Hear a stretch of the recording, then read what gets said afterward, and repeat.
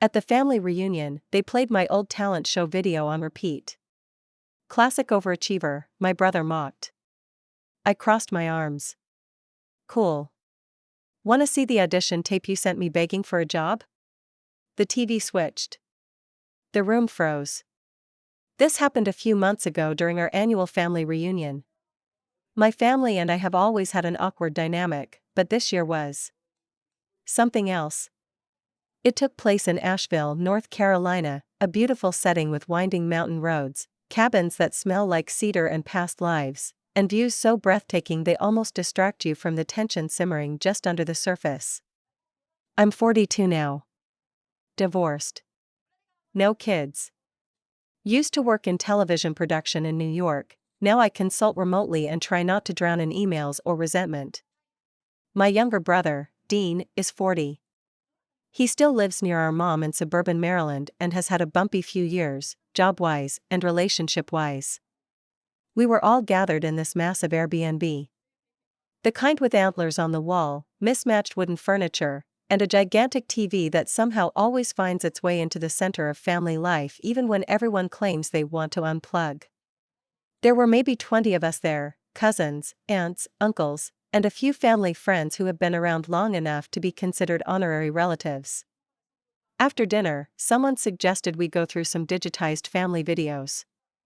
There was this USB drive floating around with all our old VHS tapes. Innocent stuff, birthday parties, camping trips, high school plays. Everyone was laughing, drinking wine, reminiscing about how much hair Uncle Rick used to have. Then it came on. My old talent show video. I was 15. Violin tucked under my chin, standing on the high school auditorium stage, playing the most difficult classical piece I knew. I can still remember how my hands shook when I started and how the applause washed over me when I finished. I hadn't seen the video in decades, but I still remembered the feeling. That performance was one of the first things I ever did purely for myself. No one pushed me. No one expected it. It was mine. And right when the audience in the video erupted in applause, Dean snorted and said, "Classic overachiever." Not loud. But loud enough. He didn't say it to my face, just into the room like a snide observation tossed into the void. People laughed. It was the kind of laugh that starts with one person and then others join in, not because they think it's funny, but because they don't want to seem humorless. Because they want to stay part of the group. I don't think anyone meant to be cruel. But that's the thing about these micro moments, they don't have to be loud to echo. I just sat there for a second. Arms folded. Breathing shallow. Trying not to react. But something inside me clicked. See, Dean had reached out to me last summer when he was unemployed. I hadn't told anyone, not even our mother, but he'd sent me a long, rambling email asking for help. He'd attached a video audition he'd recorded to apply for a job at a financial company. He didn't want to use a resume because the company had a video-first policy. He looked miserable in it. Nervous, sweaty, unsure. He asked me to pass it on to a contact I had from a consulting project I'd worked on 2 years prior. I never did. Not because I wanted to hamper him. But because it wasn't ready. I wrote him a long message explaining what to change. He never responded. So that moment, watching my 15-year-old self being reduced to a joke, hit differently. I didn't shout. I didn't raise my voice. I just said, "Cool. Wanna see the audition tape you sent me begging for a job?" You could feel the silence immediately. It dropped like a curtain. Everyone stopped laughing. My mother opened her mouth, then closed it again. Dean's jaw tightened, but he tried to act casual. "What are you talking about?" I stood up. Walked over to my laptop. Plugged in a USB drive. The one with the tape. I downloaded it as a backup after he emailed me. I didn't even look at anyone as I opened the file. Just clicked. The screen went black for a moment. Then, Dean's face. Grainy webcam footage. Shirt slightly wrinkled. Clearly taken in the basement. He started talking. It was not good. His voice was shaky. He kept stumbling over the word collaborative. He said financial strategy when he meant financial security. He wasn't prepared. And everyone could tell. No one laughed. Dean stood frozen. His lips parted, but no sound came out. He turned toward me, eyes wide. Then he muttered something, "What the hell is wrong with you?" and walked out of the room. The video kept playing. No one stopped it. Afterward, the vibe was ruined. Some of my cousins made excuses to go to bed early. My aunt tried to make small talk with me in the kitchen, but we both knew it was useless. The air felt thick. Tense. Like everyone had witnessed something that wasn't meant to be seen. I went to bed early that night. Sat on the edge of my mattress in the small upstairs room, wondering what the hell I had done. Whether I'd gone too far. Whether I'd burned the last bridge with the only sibling I had. I didn't talk to Dean the next day. He avoided me, and I let him. But here's the part one didn't expect: I didn't feel guilty. At least, not entirely. Because here's the truth: I have spent most of my life managing Dean's insecurities. Shrinking myself so he didn't feel overshadowed. Letting him win arguments. Biting my tongue when he made jokes at my expense. Writing checks I never expected back. Playing the humble older sister so he could keep his pride intact. And for what? So he could reduce me to overachiever in front of everyone? So I could keep eating humiliation one spoonful at a time, smiling as I swallowed? I don't think so. Something broke open inside me that night, not just anger, but exhaustion. I was tired of pretending that being good at something was a sin. Tired of apologizing for working hard. Tired of being careful with someone who never extended the same care to me. I don't know where we go from here. Dean didn't speak to me for a few weeks. Our mom called me and asked me to apologize. I didn't. She said, "He's struggling." I said, "So was I," and no one protected me. The funny thing about families, they always ask the person holding everything together to be the one who bends. Even when the fault lies somewhere else. I've been thinking about writing Dean a message. Not to apologize. But to say I'm open to a real conversation, if he wants one. One where we stop pretending. One where he can be honest with me, and I with him. But not yet. I'm still sitting with the weight of that moment. Still sorting through what it meant, for me, for him, and for the family we both keep trying to be a part of. The week after the reunion was strangely quiet. Normally after one of these family get-togethers, there's a flurry of texts in the group chat. Photos shared, inside jokes revived, someone thanking Aunt Patrice for her potato salad even though it was dry again this year. But this time, radio silence. Even our mom didn't reach out until 4 days later. When she finally did, it was a voicemail. She never texts. The message was short. Her voice sounded tired, like she'd been holding her breath for days and finally exhaled. "Marissa, I think we need to talk. About what happened with your brother. I don't know what's going on between you two, but I don't want this to ruin the family. Can we please speak soon?" I didn't call back right away. I knew that tone. It wasn't a concern for me, it was a concern for the family. The capital F family that meant keeping the peace at all costs. Even if that peace was one-sided. By the time I returned her call a few days later, I'd already gone through the full emotional cycle: righteous anger, defensive justification, creeping guilt, then exhaustion. I didn't want to fight. I also didn't want to be guilt-tripped into pretending I'd overreacted. The call was stiff. We talked about groceries and the dog before she finally said, "Dean's embarrassed. He's hurting." And then, "You didn't have to humiliate him like that." I swallowed hard and sat on the edge of my kitchen counter, twisting the cord of my hoodie in my hands like I was 17 again. "I didn't have to," I said. "But maybe I needed to." Mom didn't say anything for a long time. I could hear the birds in her backyard through the phone. Then finally, you've always been strong, Marissa. That's not a reason to make someone else feel small. And there it was again. The thing I grew up learning, without anyone saying it out loud: my strength is only valuable when it's used to cushion other people. When it starts to shine too bright, too loud, too visibly, it becomes a threat. An accusation. Something to rein in. After the call ended, I went for a walk around the block. It was cold and dry, with the kind of wind that makes your eyes water before your thoughts can. I thought about the video. About the look in Dean's eyes when the screen lit up with his awkward pitch. Was it cruel? Maybe. But I also wondered if that moment, his embarrassment, was the first time he truly felt what I've felt my whole life. Exposed. Reduced. Laughed at. Not because of what I did wrong, but because of what I did right. Dean and I were never close growing up. We had different coping mechanisms for surviving the black hole that opened in our house after Dad died. I threw myself into school, competitions, and college applications. I stayed busy. Productive. Dean withdrew. Got in trouble, got suspended, got lost in the cracks that no one wanted to admit were there. He used to say I thought I was better than him. I never did.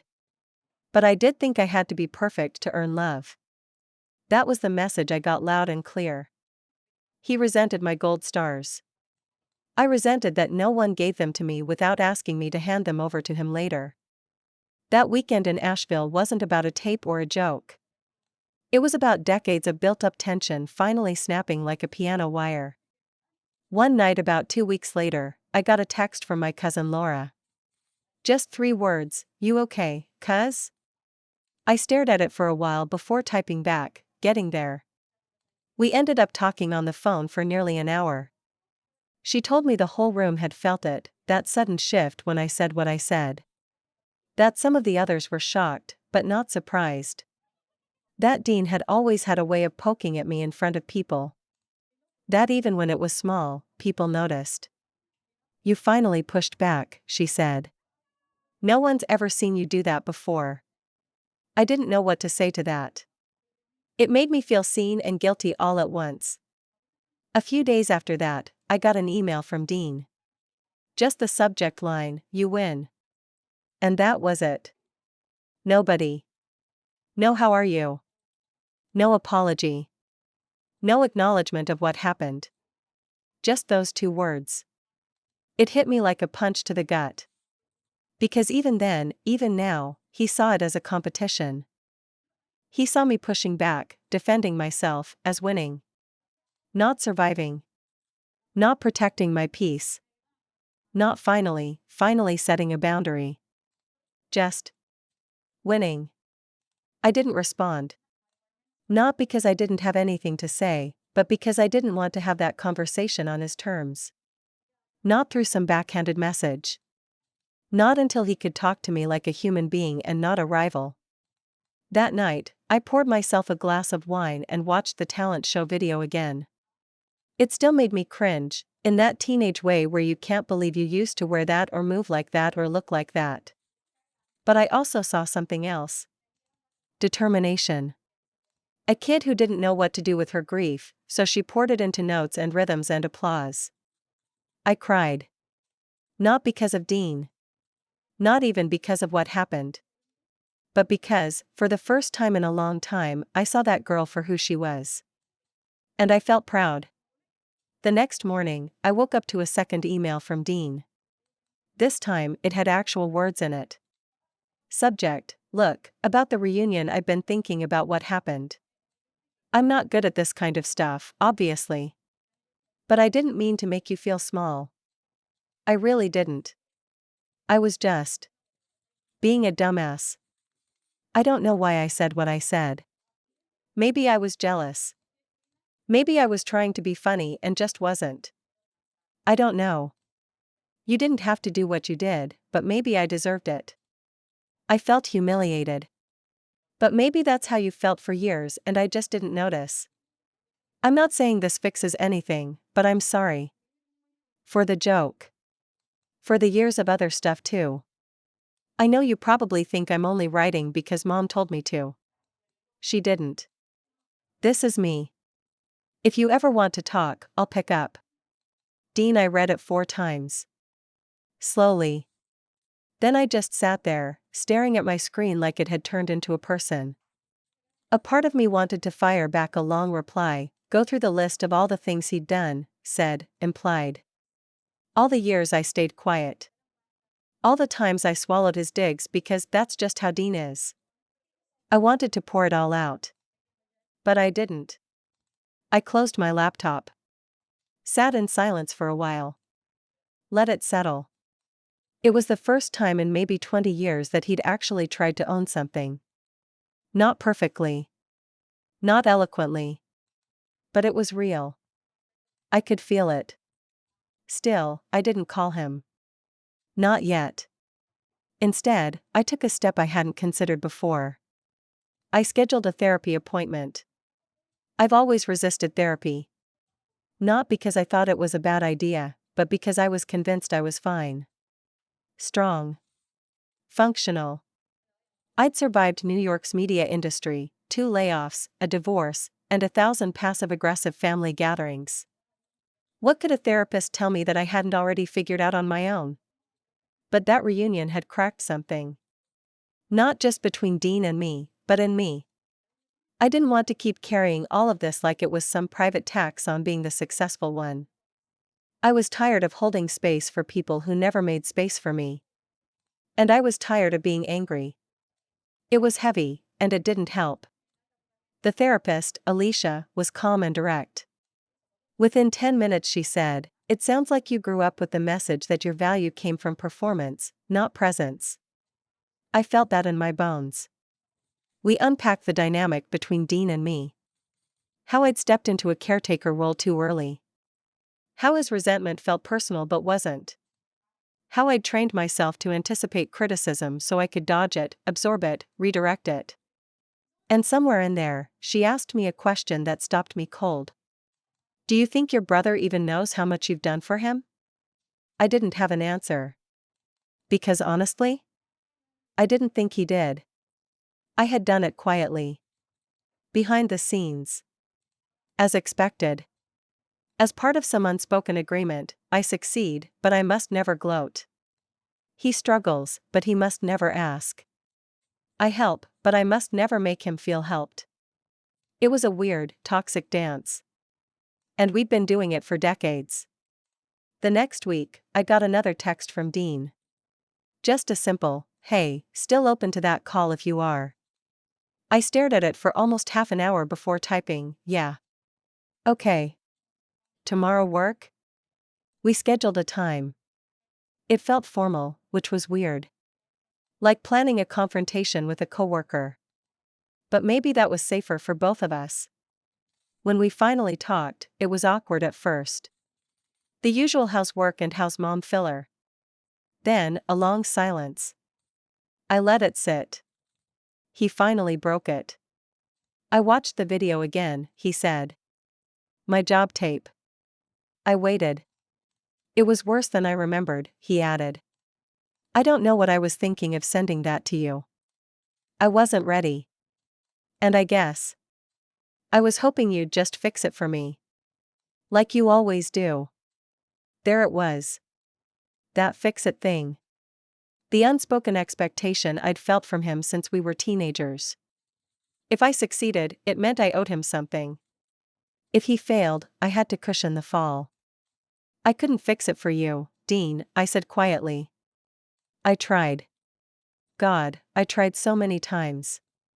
But you didn't want help. You wanted cover." He didn't argue. Just breathed into the phone for a while. "I think I resented you," he finally said. "For being the one who got out. For knowing what you wanted. I didn't know who I was after Dad died. I still don't, sometimes. You had goals. I had anger." That surprised me. Not because it wasn't true. But because he finally said it out loud. "And I made it your fault," he added. Which wasn't fair. For a long time, I didn't speak. I just let it sit between us. For once, I didn't feel the need to rush in and make it easier for him. I appreciate you saying that, I said. I really do. We didn't fix everything in that call. There wasn't a big emotional breakthrough, no tears or vows to be better siblings. But it felt honest. More honest than we'd ever been. That night, I slept like I hadn't in weeks.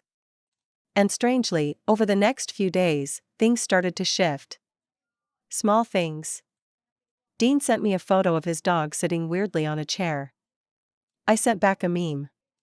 He asked me for advice on a resume tweak. This time he actually took the feedback. I stopped bracing myself every time my phone buzzed, expecting the next jab disguised as a joke.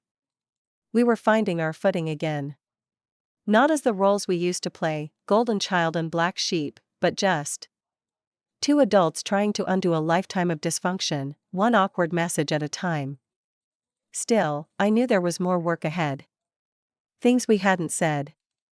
Patterns still unbroken. The reunion had stirred up more than it resolved. But it was a start. And after 40 years of dancing around the truth, a start felt like a victory. Over the next several months, my brother and I settled into this strange new rhythm. We weren't close, but we were communicating. Tentatively. Carefully. I started to think maybe the eruption at the reunion had served a strange purpose. Like a necessary purge. For the first time in years, Dean wasn't making those low blows disguised as just joking. And I wasn't jumping through hoops to accommodate his bruised pride. The ground between us was scorched, yes, but sometimes scorched earth is the only way anything new grows. Still, part of me hadn't let go of the bitterness. The memory of that room, filled with laughter at my expense, was still vivid. How I'd sat there, humiliated, while the only sibling I had reduced my entire identity to a punchline. It wasn't just a joke. It was the years of silent undermining. It was what that laughter represented. And the more I sat with it in therapy, the more one particular word kept coming up. Revenge. Not the kind with screaming or betrayal or scorched careers. Something quieter. Smarter. Satisfying. I didn't want to hurt Dean. I wanted him to understand. Not through pity. Not through guilt. But through experience. So, I planned something. My cousin Laura was organizing a smaller, regional family brunch in D.C. A one-day thing. Just 20 or so of us, brunch buffet in a rented community hall, mimosas and plastic flutes. I knew Dean would be there. I also knew he'd bring his new girlfriend, Cassie, whom I'd only heard about in passing. I reached out to Laura privately and offered to bring the slideshow. She was thrilled, God knows I don't have time for that with the kids, and handed it off to me without hesitation. All she said was, just keep it light and fun. So I did. I made the perfect family slideshow. Photos from every generation. Kids with frosting on their faces. Beach trips. Graduation caps. Polaroids scanned and filtered just enough to smooth out the damage of age. And, of course, a small section at the end titled Family Memories, Candid Moments and Growth. The brunch started easy. Eggs, hash browns, cheap champagne. Small talk. Then, as planned, the lights dimmed. I hooked up my laptop. The slideshow began. The room was full of chuckles and ahs. People nudged each other when they saw old pictures. My mother even wiped a tear when a photo of her and Dad from 1978 popped up. Then we got to the final section. And there it was. First, a clip of young Dean at 8, crying while holding a goldfish bowl. Funny, harmless. Got a laugh. Then a shot of him at 12, caught mid-fall during a trampoline jump. Then, just for a second, a freeze frame of his job audition tape. I didn't play the video. Just the frame. His face, mid-blink, mouth slightly open. The title, That One Time You Thought You Were Ready But Weren't, the room snorted. It was subtle. Light-hearted. Dean chuckled. Cassie looked at him, amused. "What's that?" she asked, elbowing him playfully. He gave a sheepish grin. "Don't worry about it. Just something between me and Marissa." She looked at me, curious. "You have that video?" I smiled. "Of course. But don't worry. I only play it on special occasions." That was the first punch, not a blow, just a nudge. A reminder. That I held something too. That he wasn't the only one who could reduce someone to a moment on a screen. The real moment, though, came after brunch. Everyone was lingering, stacking plates, saying their goodbyes. I was chatting with Cassie, and she mentioned she was looking for a job in nonprofit communications. "I hear you used to work in the media," she said. "I did," I said. "Still have a few contacts." She perked up. "Would you mind taking a look at my resume?" I glanced at Dean, who was suddenly very still. "Sure," I said brightly. "Send it to me. Happy to help." And I did. I didn't hamper her. I didn't ignore her. I actually helped her. Rewrote her resume, sent it to a friend who ran a hiring firm, even got her an interview. She got the job 3 weeks later. Good pay. Great benefits. A solid launch pad. Dean texted me that night. "Thanks for helping Cassie. She's really excited. You didn't have to do that." And I replied, "I know. That's what made it satisfying." He didn't respond. But a week later, I got a Venmo notification. Dean had paid me back $500. The exact amount I'd loaned him 3 years ago that he'd pretended to forget. The memo read, "For the resume help and the lesson learned." And just like that, I felt it. That small, precise click of the world shifting. Not dramatically. Not loudly. Just enough to feel like something had been evened out. It wasn't revenge that was destroyed. It was revenge that clarified. It didn't leave blood on the walls. It left understanding. Dean finally saw the full shape of the dynamic between us. He didn't crumble. He didn't run. He stayed. Faced it. Made a gesture. It wasn't everything, but it was something. And for the first time in my adult life, I felt like I could breathe around my family. I didn't need to play the overachiever. I didn't need to shrink. I didn't need to retaliate with rage. I'd made my point. Without shouting. Without cruelty. Just clarity. And, to me, that was the most satisfying ending I could have asked for.